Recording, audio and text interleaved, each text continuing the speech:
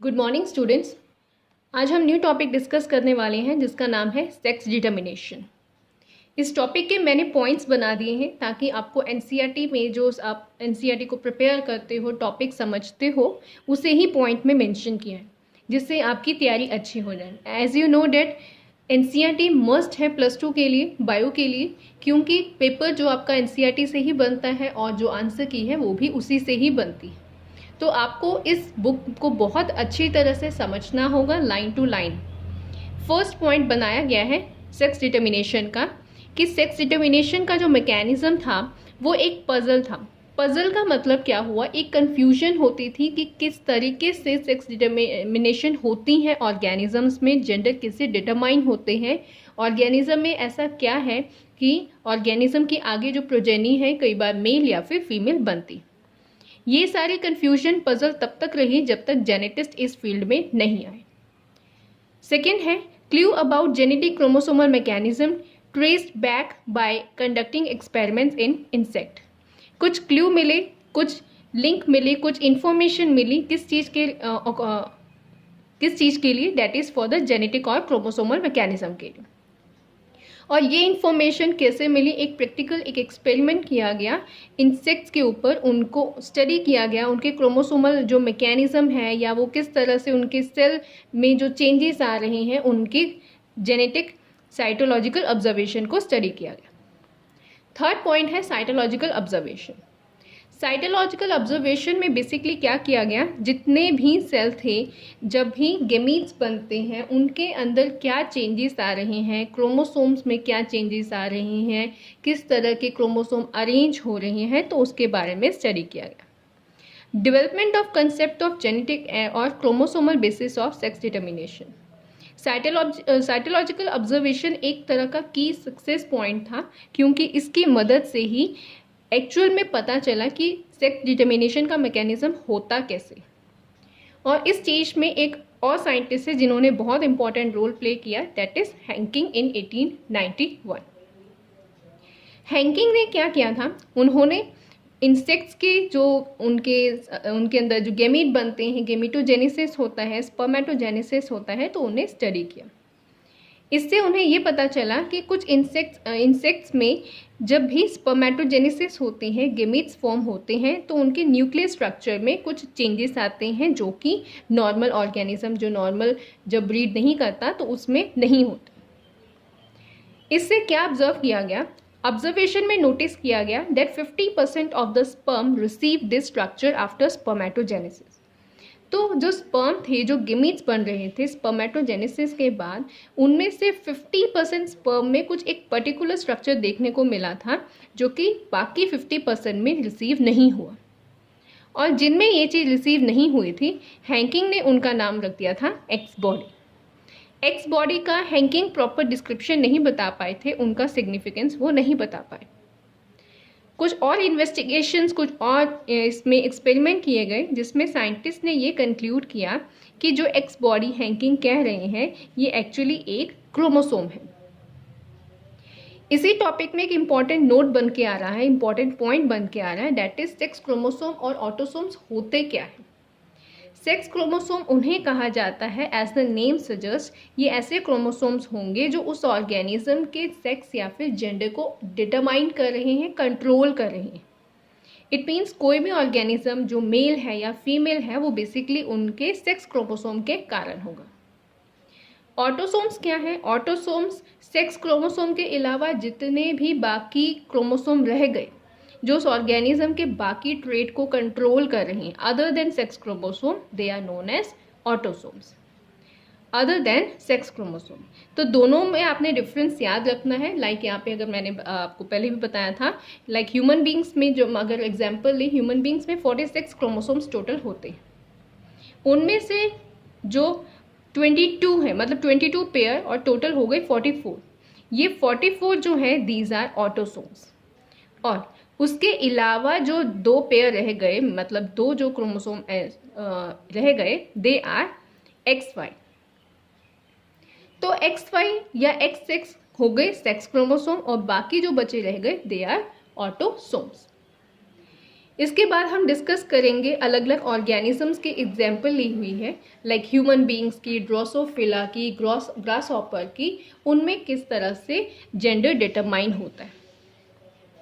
First पहले तो हमें ये पता होना चाहिए कि कौन से ऑर्गेनिज्म में किस टाइप के सेक्स क्रोमोसोम है। लाइक मेल में है XY एंड फीमेल में है XX। ह्यूमन मेल्स जो होते हैं ये हेट्रोगेमेटिक होते हैं। हेट्रोगेमेटिक का मतलब होता है those organism which having different type of gametes, like one is X another one is Y। Females जो होती हैं ये होमोगेमेटिक होती हैं। होमोगेमेटिक इन्हें क्यों कहा जाता है? क्योंकि इनके सेक्स क्रोमोसोम दोनों आइडेंटिकल हैं, एक जैसे हैं, जबकि मेल्स में XY दोनों ही सेक्स क्रोमोसोम एक दूसरे से डिफरेंट है। अब सिंपल सी बात है, क्रॉसिंग ओवर के बाद जो न्यू जनरेशन आएगी उनमें जब भी ये वाला कॉम्बिनेशन बन गया XY वाला, तो they will be the progeny will be male child. और अगर जो कॉम्बिनेशन है XY वाला बनेगा, then the child will be a girl child.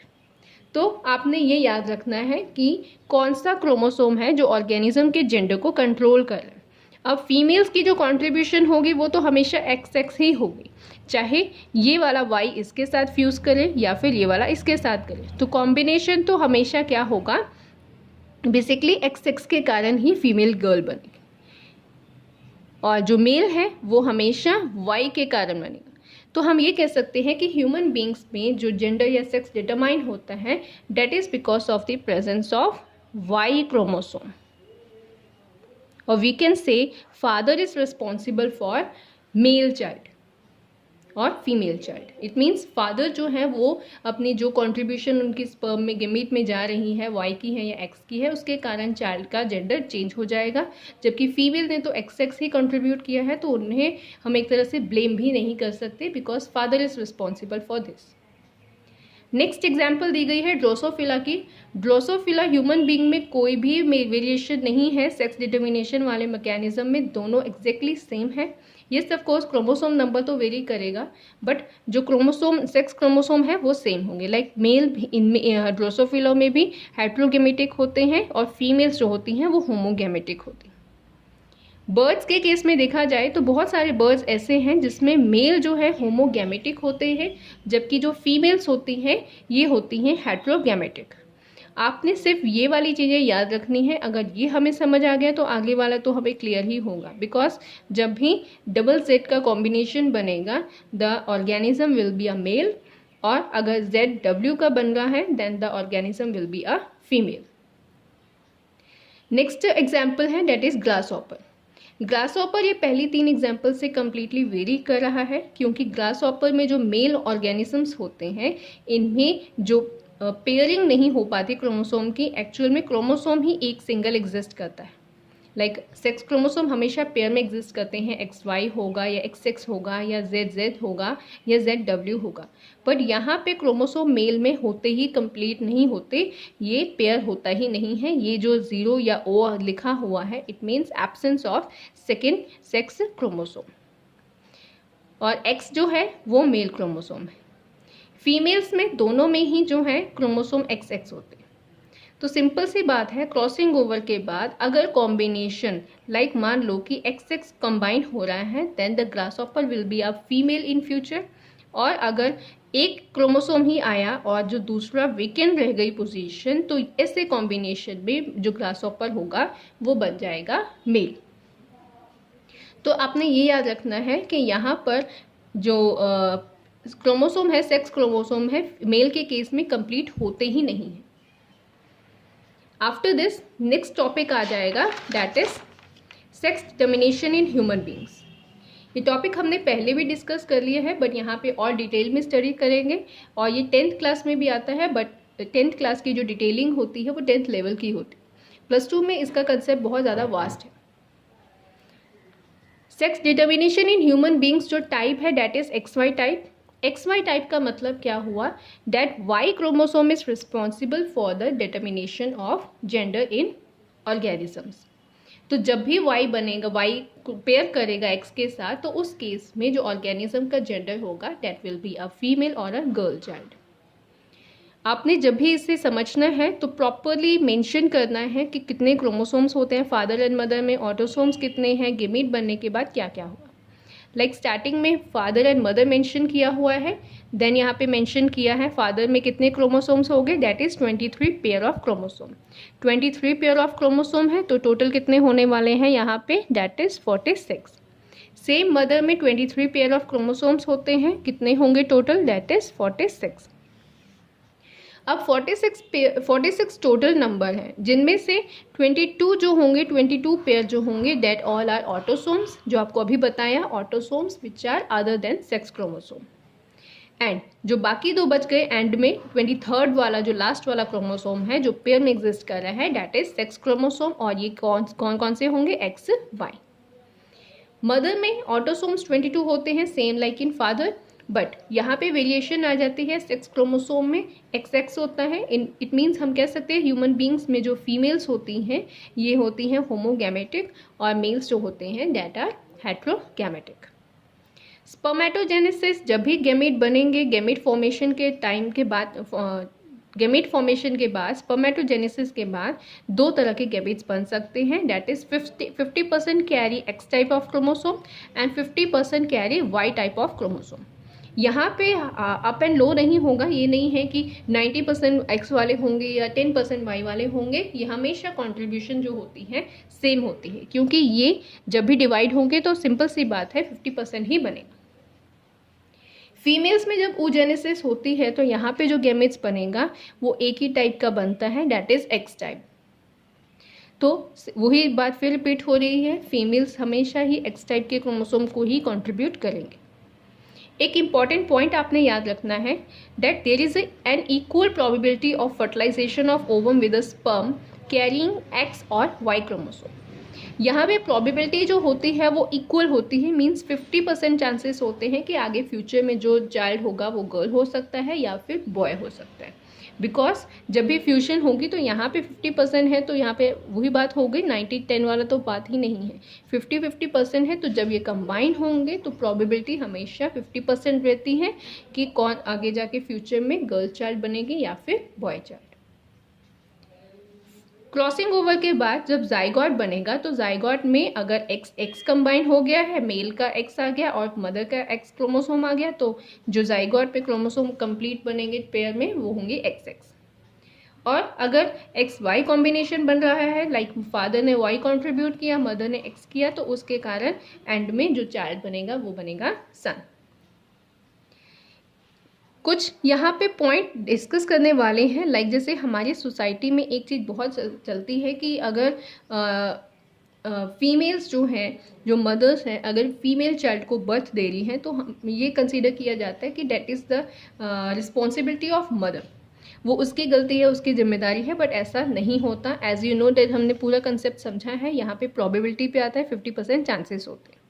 तो हमारी सोसाइटी जो वुमेन को ब्लेम करती है that is completely wrong. Actually blame तो अगर करना है तो फादर को करना होगा, बिकॉज यहाँ पे कंट्रीब्यूशन फादर वाई की दे रहा है, मदर्स ने तो हमेशा XX ही देना है, ठीक है। तो यहाँ पे जो इल ट्रीटमेंट होता है मदर के साथ या उनका बहिष्कार किया जाता है, that they are responsible for female child, that is completely wrong, वो पूरी तरह से गलत है। एज साइंटिफिकली हम प्रूव कर चुके हैं कि यहाँ पर क्या हो रहा है, जो क्रोमोसोम की कंट्रीब्यूशन फादर के कारण होती और जो आगे जाके जो जेंडर है वो फादर के ही कारण होता है डिटरमाइन। कुछ एविडेंस यहाँ पे दी गई हैं, like first one, genetic makeup of sperm determine the sex of the child. तो एविडेंस हमारे पास है, प्रॉपर प्रूफ है, जिसे हम बता सकते हैं कि जो स्पर्म में किस तरह का गिमीट आया, किस तरह का टाइप का क्रोमोसोम आया है, उसके कारण जेंडर चाइल्ड का डिटरमाइन होगा। सेकेंड पॉइंट है that each progeny 50% probability of male and female child. तो फिर वही बात रिपीट हो रही है दैट 50% प्रोबेबिलिटी हमेशा बनी रहती है। तो यहाँ पे ब्लेमिंग वाला काम नहीं चल पाएगा, because mother is contributing only X type of chromosome. Last topic है that is sex determination in honey bee. Honey bee जो होते हैं ये एक ऐसी ऑर्गेनिज्म है जिसमें 3 तरह के जो डिफरेंट टाइप्स इनकी देखने को मिल जाती हैं। इनमें फीमेल क्वीन होती हैं एंड फीमेल वर्कर होते हैं एंड मेल जो हैं ये ड्रोन होते हैं। Sex determination in honey B, it is based on the number of sets of chromosome on organism receive. कितने नंबर क्रोमोसोम के रिसीव होंगे, कितना सेट क्रोमोसोम का रिसीव होगा, उस अकॉर्डिंग उनका जेंडर जो है वो डिफरेंट हो सकता है। स्टार्टिंग में हमने पेरेंट्स मेंशन करना है, parents female and male. Female में कंप्लीट सेट ऑफ क्रोमोसोम होते हैं, दैट इज 32, जबकि मेल में हाफ सेट ऑफ क्रोमोसोम होते हैं। और ये नॉर्मल है, ये नहीं है कि यहाँ पे पहले हाफ हो चुके हैं, मियोसिस हुई, ऐसा कुछ नहीं है। उनमें क्रोमोसोम नंबर ही टोटल 16 होते हैं। अब फीमेल में 32 है तो सिंपल सी बात है, उन्हें हाफ होना ज़रूरी होगा, बिकॉज और ये कैसे हो सकता है, that is only because of the meiosis. Males में आगे फर्दर मियोसिस नहीं होगी, बिकॉज पहले ही क्रोमोसोम जो सेट है वो पहले ही हाफ है, रिड्यूस है, तो उसका फर्दर हाफ नहीं होगा, इसलिए मेल्स जो हनी बी हैं उनमें मियोसिस नहीं होती, जस्ट माइटोसिस ही होती है। मियोसिस के बाद क्रोमोसोम जो बने, जो गेमीट्स बनते हैं, वो 16 उनमें क्रोमोसोम्स होंगे। और ये जो 16 क्रोमोसोम है, फीमेल की तरफ से जो कंट्रीब्यूट हुआ और जो मेल की तरफ से कंट्रीब्यूट होगा, आगे जाके जो जाइगोट बनेगा, अगर उसमें 16 + 16 टोटल 32 क्रोमोसोम आ रही हैं, तब जाके वो फीमेल हनी बी बनेगी और वो क्वीन हो सकती है या फिर वर्कर हो सकती है। जबकि मेल में क्या होता है, मेल जो है वो अनफर्टिलाइज्ड एग ही है जो आगे जाके ग्रो कर जाता है। मतलब जो फीमेल ने गेमीट्स बनाए और वो गेमीट में जिसमें टोटल 16 क्रोमोसोम थे, वो आगे जब डेवलप कर जाएंगे without getting fertilization, unfertilized egg ही रह गए, तो वो हो जाएंगे ड्रोन। ड्रोन का मेन फंक्शन होता है जो फीमेल है उसे आगे गेमीट प्रोवाइड करना, ताकि अगर फ्यूजन हो रही है गेमीट आगे जाके क्वीन बना सकते हैं, फर्दर प्रोजेनी में फीमेल हनी भी बन सकता है। इस प्रोसेस को हैप्लोडिप्लॉयड सेक्स डिटर्मिनेशन सिस्टम भी कहते हैं। ऐसा क्यों कहा जाता है, क्योंकि यहाँ पर जो एक जेंडर है वो हमेशा हैप्लॉइड ही रहता है और जो सेकेंड जेंडर है फीमेल है वो डिप्लॉयड बनती है। That is why we can say male produce sperm by mitosis, they do not have father। इसीलिए कहा जाता है कि जो मेल ऑर्गेनिजम्स होते हैं ये स्पर्म बनाते हैं, बट ये स्पर्म जो हैं गेमिटोजेनेसिस से नहीं बनते, ये डायरेक्टली माइटोसिस से ही बनते हैं। और they do not have father and दस कैन नॉट हैव सन्स। तो ये कंसेप्ट है कि इसीलिए कहा जाता है कि ना इनके फादर होते हैं ना इनके सन होते हैं, इनके ग्रैंड फादर हो सकते हैं या ग्रैंड सन हो सकते हैं। तो ये स्टेटमेंट आपको सिर्फ तब क्लियर होगी जब आपको ये वाला कंसेप्ट क्लियर होगा। इसमें स्टार्टिंग वाले पॉइंट अगर आपको क्लियर हो गए तो आगे जाके कोई प्रॉब्लम नहीं आएगी। बस आपने ये याद रखना है that female honey bee having complete set of chromosome that is 32 and male honey bee having 16 chromosome that is haploid in nature. Complete set नहीं होता।